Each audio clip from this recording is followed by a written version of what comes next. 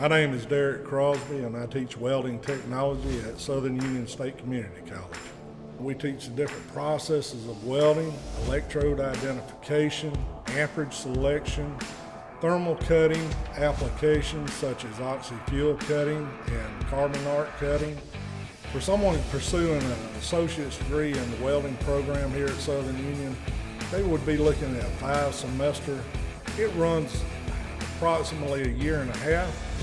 Depending upon how an individual started out, if they wanted to go into the manufacturing production area, they might be looking at around $16 to $21 an hour. If they wanted to go into construction or pipeline, they could be looking at anywhere from $28 to $35 an hour plus per diem.